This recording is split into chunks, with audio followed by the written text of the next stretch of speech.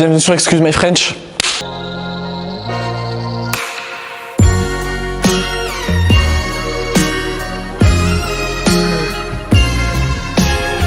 Aujourd'hui, on va parler de l'idée selon laquelle il existe une seule technique ou une seule manière d'exécuter un mouvement sportif, et c'est malheureusement une idée qui est très présente dans le monde du fitness ou même dans le monde du CrossFit.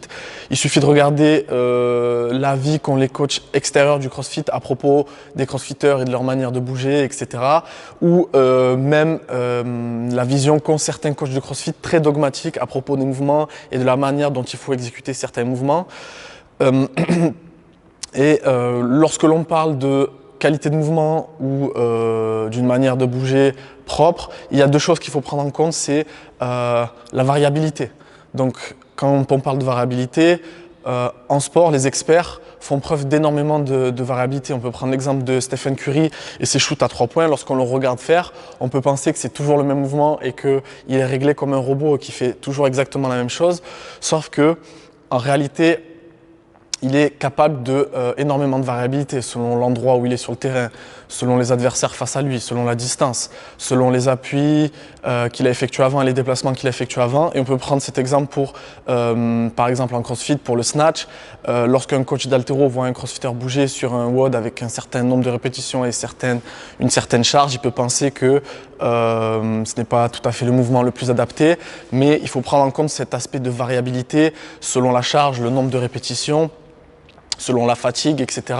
Et le mouvement ne peut pas être le même et il faut être capable de s'adapter au chaos. Le CrossFit, c'est un sport de chaos.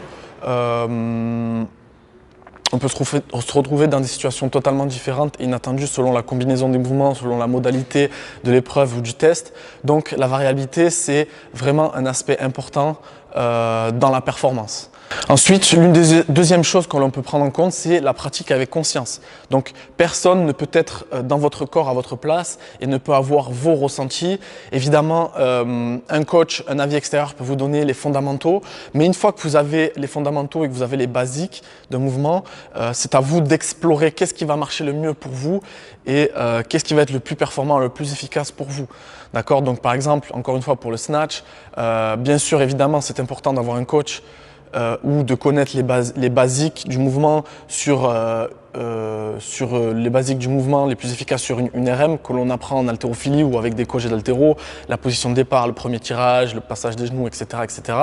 Mais ensuite, c'est à vous d'explorer qu'est-ce qui va marcher le mieux pour vous sur cette technique, certes, et qu'est-ce qui va marcher le mieux pour vous sur des situations différentes.